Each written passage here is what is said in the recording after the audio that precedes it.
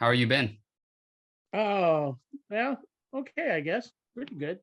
Good. How's everything at your place? I hope everybody's getting better.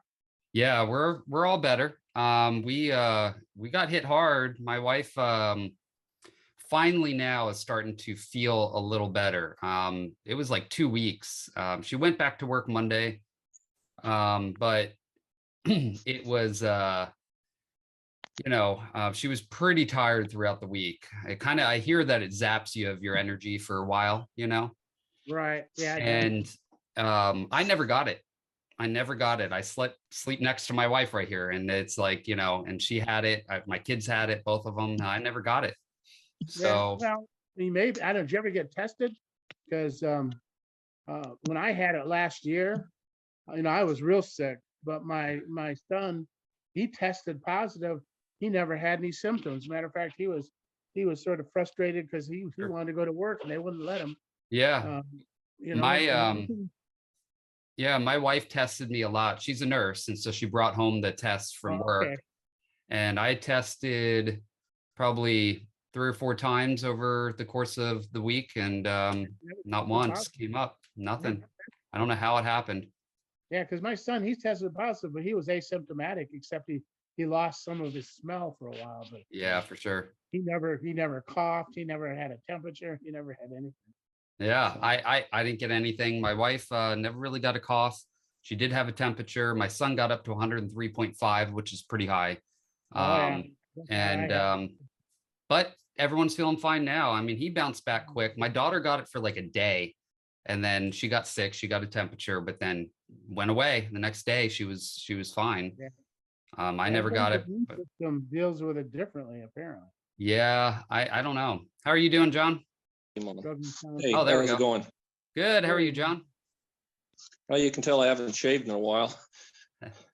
Well, you were going through what I was going through, my family. So hope you guys are feeling Yeah, better. yeah, we're back to the land of the living.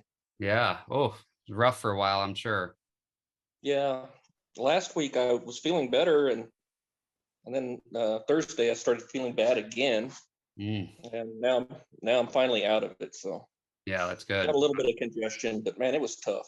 Yeah. Yeah. You still feel tired? My wife has still got I mean, just now starting. It took like a week of like just exhaustion and, but not testing That's positive. something I'm used to all the time. I know. I'm the same. We got kids, man. We're always tired. Yeah, exactly. So Oh as you can gosh. tell, we both John and I went through it roughly the same time. I think you texted me telling me you had come down, your family came down with it like maybe I don't know 4 or 5 days after my family did. So yeah, Yeah, but anyway, I'm glad yeah. we're all feeling better. I hear the white bass are running soon. We're at least now in San Gabriel River up by Austin. Oh, that would be fun. Yeah, I might go this weekend. We'll see. I haven't fished for a month and a half because it's COVID and then all these other things that happened. Sure. And so be good to go. When have you gone last, Rob? I was 2 weeks ago. I think I mentioned that in my message. See, Yeah. I went 2 weeks ago and got skunked, and then well, I think I told you I sort of messed myself up because well, now that I hit 70 and I've lived in Arizona for 25 consecutive years, I qualify for what they call pioneer license, Sure. which is free for the rest of my life. Nice. So, I waited too long to apply. I almost let my other license run out. So Hmm. I'm waiting for my pioneer license right now. So I don't have it, but my other license ran out. So a week and a half ago. So I'm waiting to get my new license before I can go fishing again. My son went fishing without me today. That's not cool. I know, I know. He owes you something. He needs to bring home you bring you some fish or something to eat. Well, we were working on one of our boats, and he said he was going to test it. And then he took a bunch of my flies and his fly rod. So I said, "Yeah, you have fun testing the boat." Um,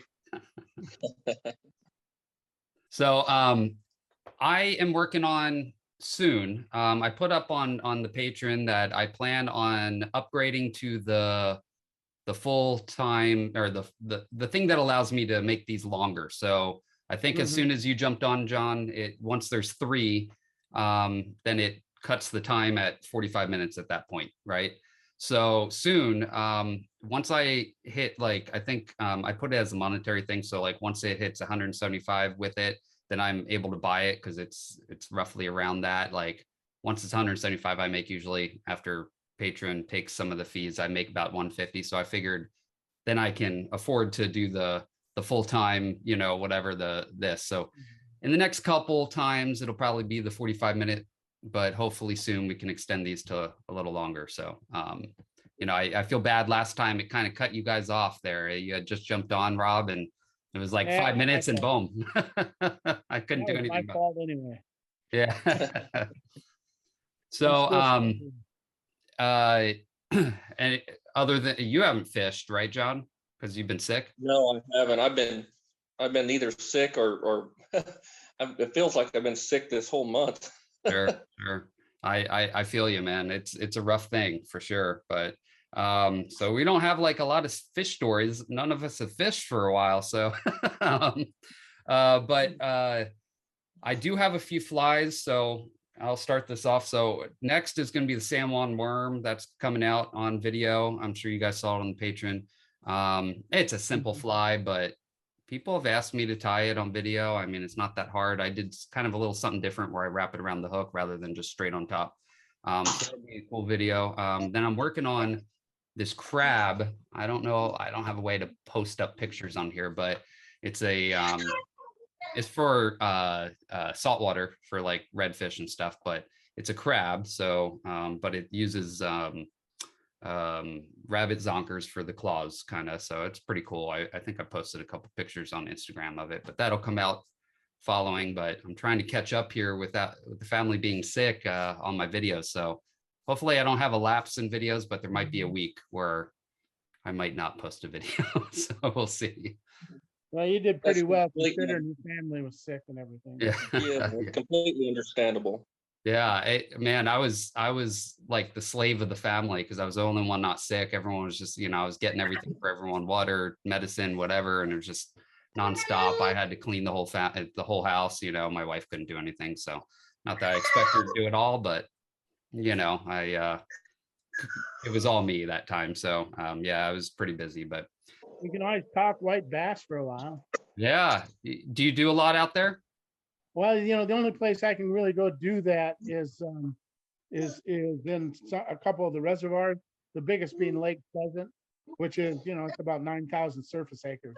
And so that has both stripers and white bass in there. So it also has some hybrids Yeah. in there too. And so if you can find a boil with that much surface acres to look around for, you can get into a lot of fun.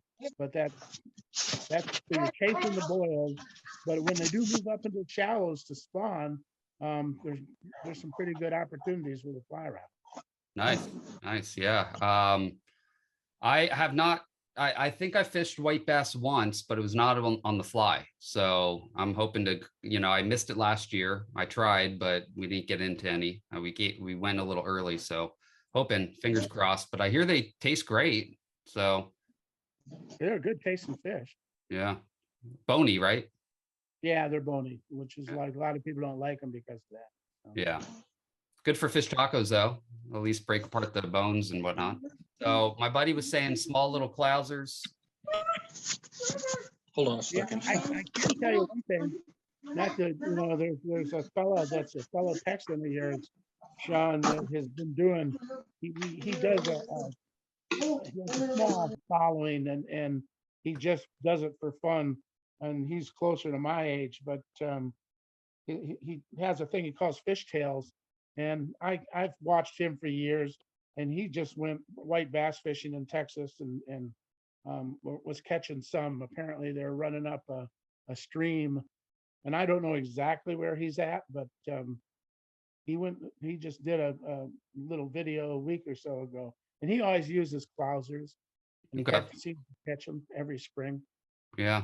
That's what my buddy was saying. Something like white, or even white with chartreuse. They like the flashy colors, I guess. Here. Hold on. Right, and I know that some people say they like just like real thin ones, the not overdressed Okay, clouser, real thinly dressed clouser. That cool. seems to be effective with them, and so I Yeah, was actually going to try that this year out on Lake Pleasant and see if that interested the white bass out there more. cool. Yeah, I'm gonna give it a try. I've got a bunch of little white clousers I had tied up for saltwater, so they're a little thicker hooks, so it might be too much, but we'll see. Try using I the really like the Cypress Minnow. That's a great little pattern, and I use yeah, it all the time. yeah. Yeah, It would Which one is it? the Cypress Minnow. Cypress. Not heard of that. Yeah, the Cypress Minnow. It's basically a chenille body with a mylar tubing. Mhm. Kind of you take the eye of the hook and just push it through the mylar, and then basically pull it back over the chartreuse, and so you Okay. have that silver material up on the bottom and on the top side, and then you splay it out on the end of the hook. Very easy pattern to tie, and it's very effective. Yeah, I'm looking up right now. It looks pretty cool. Pretty simple. Yeah, really simple. Oh How you yeah, and you doing, need the Brian? Sorry, didn't mean to cut you off, John. no, all right. How's it going, Sean? Doing well. Welcome. Excellent. What's the new word? None of us have been able to fish much. John and I Yeah. both came down. Our family came down with COVID, and and Rob, his fishing license expired, so he's waiting for his license to come in. So we've all been kind of just talking. We've got white bass running right now in Texas, so we've been chatting about Oh, white nice. bass. So Nice. suggested a few patterns for me. So hopefully I can hit that up. I'm going to travel to Arkansas to get the run of the hybrids and the whites and go fish up there with some friends. Cool. Oh, Yeah. It's, I never have fished when it's been really hot, when you just catch them like in a school. I don't know. I catch like maybe one or two, and that's about it. But like these guys supposedly down in, or I should say up in that river, when they're running, they're almost jumping in the boat. Yeah, that's what I hear. When it's good, it's real good. So, or like me, every time I go, it's don't catch one. You can't find them. So Yeah, exactly. yeah, I think catch them running up the river. That's the time to get them for sure. yeah. Yeah. So my buddy said that a friend of his went and they were catching them left and right, caught a couple real good sized ones too. So hopefully, and fingers crossed. Of course, my luck, it won't be running when I go. It'll had just turned off. But Are you I've fishing been below able- a dam or something? my buddy said the San Gabriel River. So I'm not sure if we're going to be by the dam or let me see if I can look it up here. Never been up there. Yeah. Yeah, I'm not even seeing a dam anywhere close by, so I doubt it. Well, I don't know. By Granger Lake, there's probably a dam there. So Yeah, I'm not. Have you ever fished that, John? No, white I bass? haven't. My uncle used to live on the Colorado River above Buchanan Lake, Okay. and that's one of the biggest white bass runs in the state, from what I understand. Yeah. But people use boats with outboards up and down the river there to get to them. That's how you find them. You have Yeah. to cover Yeah. Yeah, you got to be on a boat. I think my buddy has some kayaks that we could use, but he said at San Gabriel, it's just you can wade. So I'm not sure. I don't know if that's a good idea or not, but we'll see.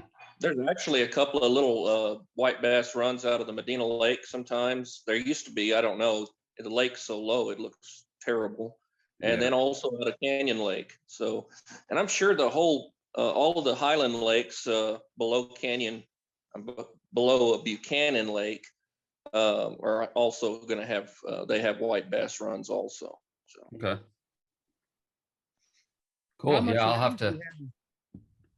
How much rain have you had in Texas? I understand that one of the big deals is making sure there's enough water in the tributaries and the rivers to draw them up. That a lot of times they'll run right after a big rain. Yeah, it's Yeah. been fairly dry, but we did have a couple big rains right, John? I mean, there's a couple decent ones. It's really dry out here. Yeah. I think we're behind on rainfall, and we've been behind for several years now, and Yeah. we're slowly, we've got a deficit. Mhm. We're having issues with the groundwater around here. It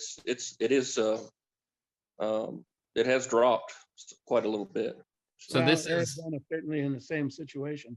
And yeah, if I might even be Yeah, worse. y'all even more so. Good grief. Right. I mean, one of the best striper fishing I ever did was on Lake Mead and some of the places around there. And now it's so crowded because the lake's like 50% the size it was 10 years ago. So Good unfortunate.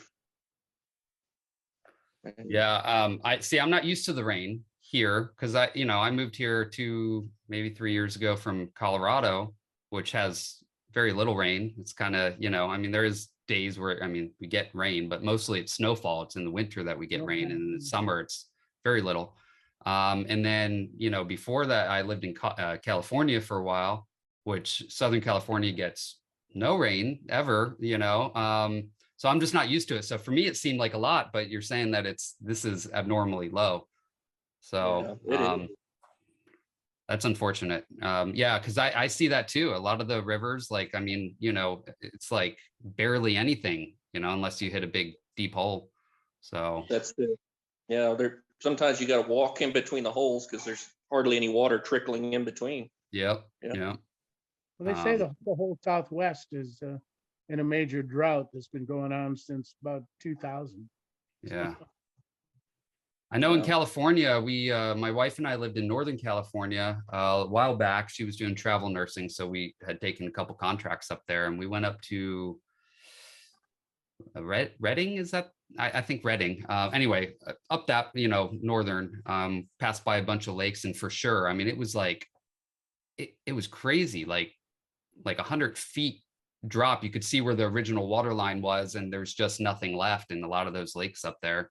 So yeah, I mean, pretty much everything west is it's hurting for sure. And that was a couple years ago, so I can't imagine what it is now. But Well, this is another dry winter. Like where I live in central Arizona, this is the first year in a number of years that absolutely no snow on my area here. Usually I have 2 or 3 snows a year. Doesn't stay very long, but not a snowflake this year. man, Yeah. That's what you we got depend a on. little bit. We stole it from you. We got some snow. Yeah, I know. I've seen a couple of pictures of Texas getting snow. You guys have a couple of years of real chilly weather. Oh man, yeah. It's funny too. I mean, you'd think I'd be used to it from Colorado, like, oh, no big deal. No, I'm freezing. But it's a humid cold, it's different.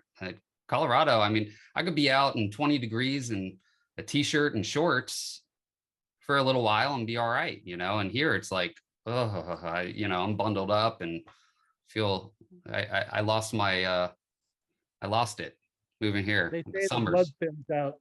Yeah. How's when's the last time you went fishing there, Brian? Thursday. Okay. Yeah. I was gonna go maybe this weekend. Weather's kind of very iffy, 15 mile an hour, probably a little bit more out in open water. And I instead decided I was gonna put my install my my power pole. I got the micro anchor for the kayak. So I installed that this weekend, and instead of going out and fighting the winds. It's a drastic move, but I'm just really sick of just passing up way too many fish. I mean, it's one thing if I can get a shot at them and they say no, but I mean, I spook off so many of them because I can't see them, and I can't really stop. So I want something that just puts me down in like less than 10 seconds. For sure. Because I probably spooked like 24 fish on Thursday. I mean, Oh my. Yeah, a school of sheephead. I mean, like some big toads. I mean, just some 20 plus inchers, because I thought it was a cluster of oysters, but it was a little bit darker than the oysters. I mean, they were right next to each other, and the wind is at my back, like if you're polling what you want. And I got too close to them, and they because I looked at them, and then sure enough, they spooked and they just they ran. But two schools of reds, or one school of reds and two trout, and I did hook into to one of them, but there was at least like 7 or 8 trout in the 24 to 25 and bigger size range. So I caught one of them, but I would have had shots at other ones. But I'll be right back. Hold on a second. No worries, man. Yeah, I need to get back down to Corpus. Fish for some reds soon here too. That's always fun. I don't know if you guys checked out that last video of mine down in Corpus with those couple reds. I was pretty proud of them. They were good ones. We got to go sometime, John. You and me. We'll go down to Corpus and catch some reds. I'd like to dust off my old eight weight and bring it down there. For sure. There's not much up here in San Antonio that you need an 8 weight for. I think there's some striper fishing, right? Yeah. About the only time I'll ever use an 8 weight is when I'm throwing really big poppers for like bass. Yeah. Because they're way too heavy for a 5 or 6 weight rod. For sure. So yeah, like those old hula poppers, those things weigh a lot. So yeah, and wind resistant. You got to get enough weight there to get them out there for sure. Yeah, that's what people don't realize. A lot of people, they think, okay, I'm going after this fish. What kind of weight rod do I need? Well, depends on the flies you're using, and it's not really, you can bring in a good sized bass on a 5 weight. That's not the issue. It's what flies you're casting. Are you casting small little clousers, or are you casting big wind resistant flies? That's really the issue. It's about the cast. It's not necessarily people come from freshwater thinking, okay, you go after bigger fish, you need a bigger reel, heavier rod. It's not that, it's more of what you're casting, so. Yeah, you're throwing at them. Yeah, exactly. The big deer hair bugs do best on an 8 weight. Big deer, yes, yeah, for sure. Like the big divers, is that what you're talking about? Yeah, like a dull bird type. Yeah. Deer hair hula popper type flies I use sometimes. Yeah, for sure. Yeah. Those are just way too wind resistant for anything smaller. Man can kind of get it out there. I've got a couple big wind resistant flies I can kind of get out there with 5 weight, 6 weight, but I mean, you're definitely going to have a lot better time, less thrown out shoulders and all that, fishing a heavier rod for sure. It was like me when I went down. Go ahead. Oh, an impaled backside. Yeah. I've done that, especially in the wind. If the wind's going this direction and you're right-handed, and done that so much right in the back of the head, it's just, you got to start kind of doing the side cast so much. Mainly for redfish down in Corpus because it's so windy there, and it's always windy. I mean, you're always trying to fight the wind. So you really need something heavy, but it's not fun for sure. I've taken hooks out of myself many times. Usually get my buddy too. That's the barb. Yes. I try to fish barbless most of the time, that for that reason. I tell people to try to also for that reason. It's not necessarily just for the fish. It's for yourself too. A lot easier to take a barbless hook out for sure. Yeah, the weed guard comes in handy for not hooking yourself sometimes also. That too. I hate tying weed guards, man. I just They're a pain. They are. This next video I'm tying a weed guard in, and there's a couple tricks to it, but for myself, I don't fish a lot with weed guards just because I don't find them super good with weeds. I don't know why they call it a weed guard because I still hang up on weeds all the time. Maybe I'm doing it wrong, but right. I just don't do it a lot unless I know I'm going to an area with a lot, of like heavy cover or whatever. So, yeah. Well, it's just like where we went through in the Medina River. It's just that area there. I mean, you just get certain areas that's got a lot of weeds kind of growing up in the bottom end of those pools. So yeah, that can be frustrating. And when we went, I did the same thing. I caught some weeds, so I should have had a weed guard. Stupid me, but I lost a couple flies that way. I lost a feathered game changer that way. So that last trip. Oh well. I hooked into a nice bass. I just didn't get it on video good and lost it. So Yeah. it was fun for sure. But we'll have to go again soon up that way. There's always the one that got away. That's for sure. Yep. Yep. Hopefully now we both had COVID. We're good. We're not going to get it again, and we can go again soon. Yeah. Exactly. When you get your, where are you going next? When you get your license in? Who, me? Yeah. Rob. Oh, well, I think we might try to go down because the white bass should start moving into shallow water and the stripers. We'll probably go back down to the reservoir, Lake Pleasant Reservoir, and go out. The only thing is that, we're fishing in a fishing boat, and unfortunately, because of the size of that lake, when it starts getting too warm, people start firing up their 454 V8 racing boats that they want to create 6-foot waves with. That's fun. So Just you have scaring to the fish stay away. on the shore and try to get to the river inlet, and then you have to try to get up the Agua Fria River, but then there's a boundary up there for eagle nesting, so you have to make sure you don't cross that. So it gets complicated, unfortunately. That's one reason I don't fish it more than I do. But that's probably where I'll go next. And then I'll probably go over to Oak Creek and do some trout fishing yet while it's still not too crowded over that way. Yeah. Mhm. Yeah. I hate that when people are just, there was a lake, Navajo Lake. I used to fish, and a lot of times I go out there on a New Zealand with the boat, and we go fish, and people would just zoom by, just like you're talking about, and the whole boat's doing this, and Yeah. and there goes the fish. I mean, you're casting right on the spot, and they go right over your spot, and you're like, okay, well, there we Right. go. And then the other thing I hate, like down in Corpus, sometimes I'll be fishing at a spot, and then these kids come over, and which is great. I love, talking about fishing. Are you catching anything, sir? And it's like, yes, I am, and talking about whatever. And then they pick up rocks and start throwing in the water. And it's like, oh, thanks. All right.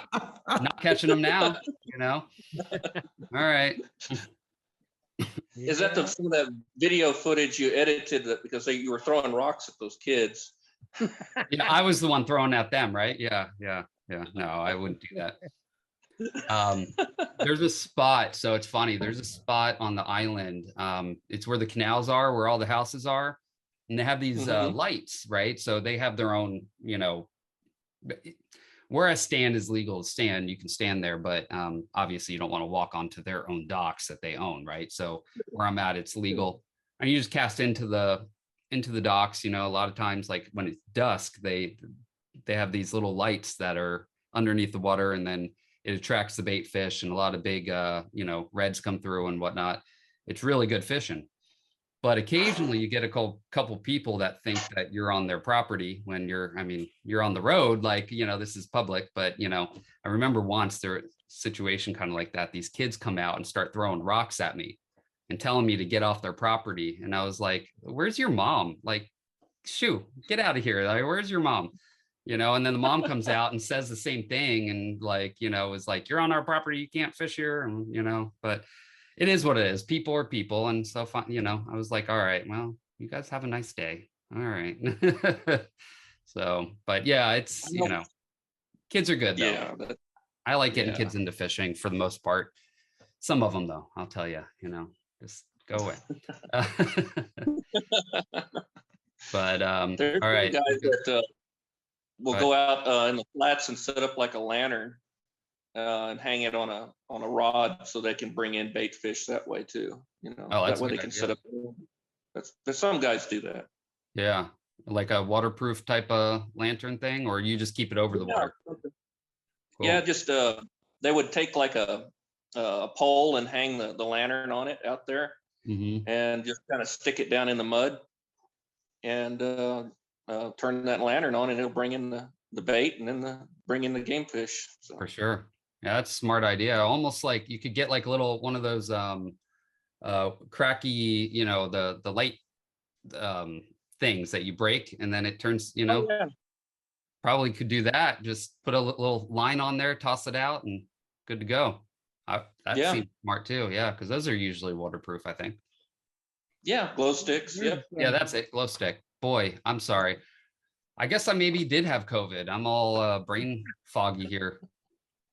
I tell you.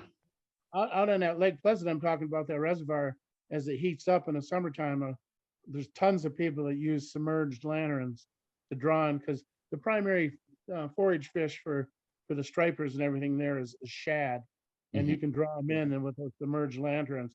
I've never really cared for that type of fishing, mostly because I'm a pretty much only a fly fishing these days. But you can put one of those submerged lanterns, draws in the shad, which draws in the stripers.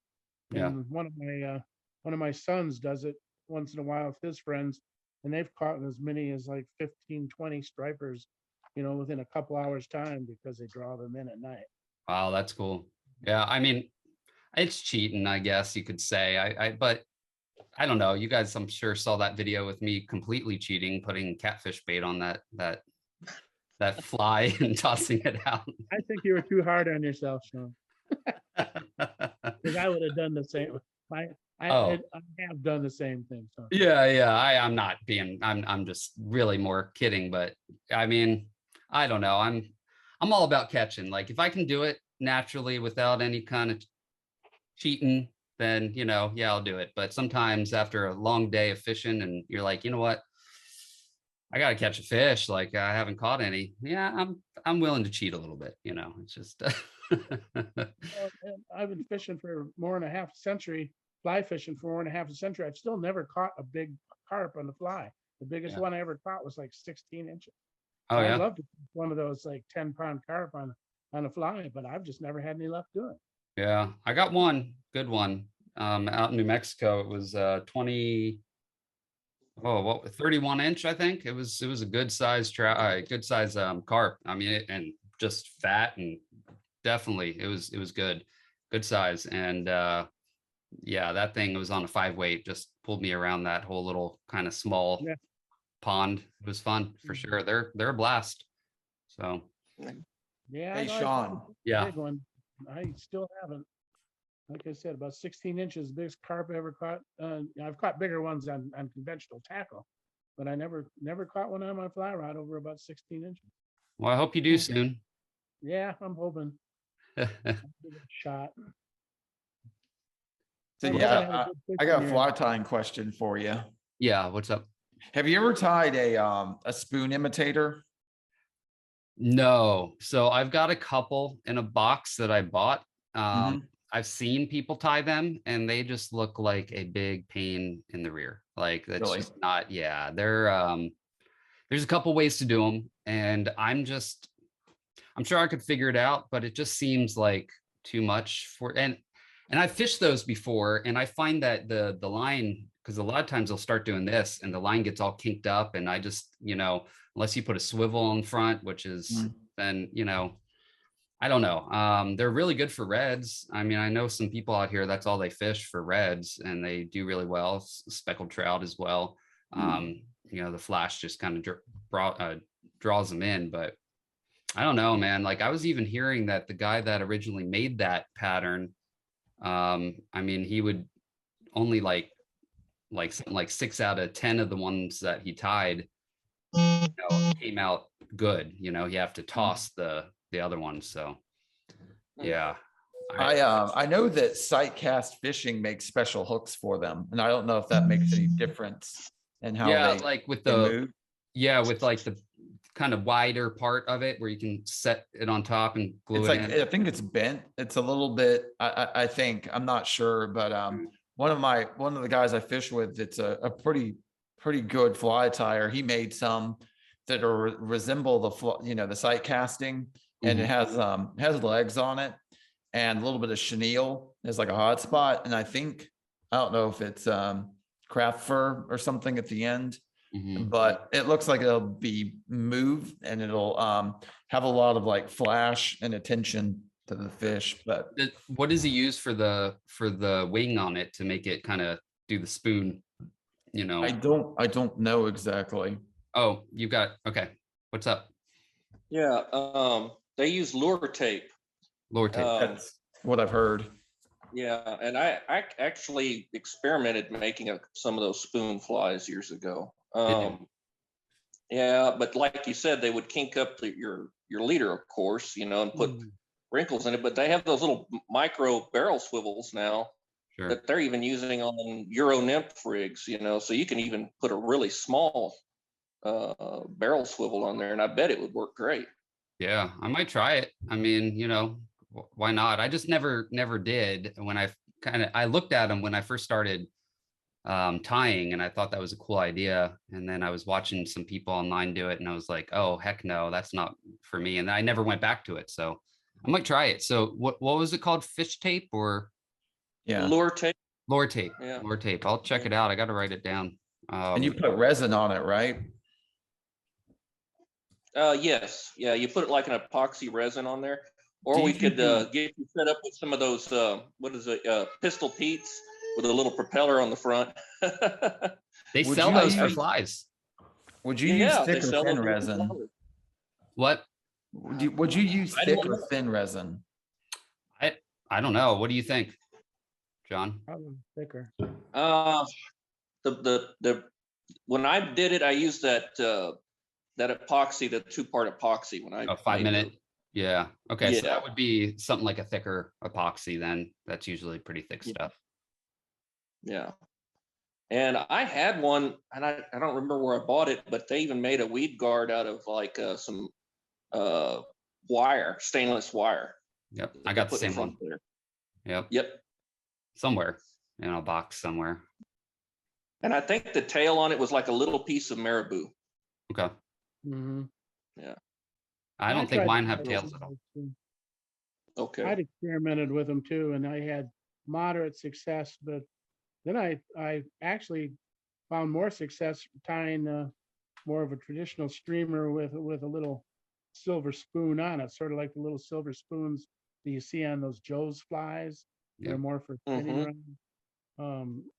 So I've actually had more luck with that, attaching that to the end of a hook, and it seemed to work. I don't know, because I had the same problem with twisting line on trying to do those beam Yes. flies, but I tried a bunch of different ways of trying to do that. Yeah. I might try. I might look. They make those micro spinner blades like you're talking about. Yeah, like you make a miniature Panther Martin or something to that effect, Right. and then you can tie out the rest of it as with deer hair or whatever, or like a rabbit strip. And Yeah, I had some of those years ago. They're very effective. Yeah. Yeah, almost like a clouser with one of those little spoons attached to the back of it. Those work pretty good. I haven't used many of them lately. Matter of fact, I think they used to call them. Well, maybe those have it in front, but a coyote Okay. fly that had a spinner on it, essentially, a spinning spoon. I know I slayed a bunch of bass with one of those one time, Yeah, and it worked great. That's one of the things I found really good for stripers, if you could find a boil and to cast Yeah. those into it, that they did really well in terms of drawing stripes. Yeah. Well, I hate to say it. It just gave me a notification. We got less than a minute. So I don't want to cut anyone off. I just want to give you guys all heads up. But Time yeah. flies when you're having fun. Yeah, it does. And hopefully soon we'll get this, I'll get it a little longer. I'm going to upgrade soon. So hopefully. It was good having you all. Thank you.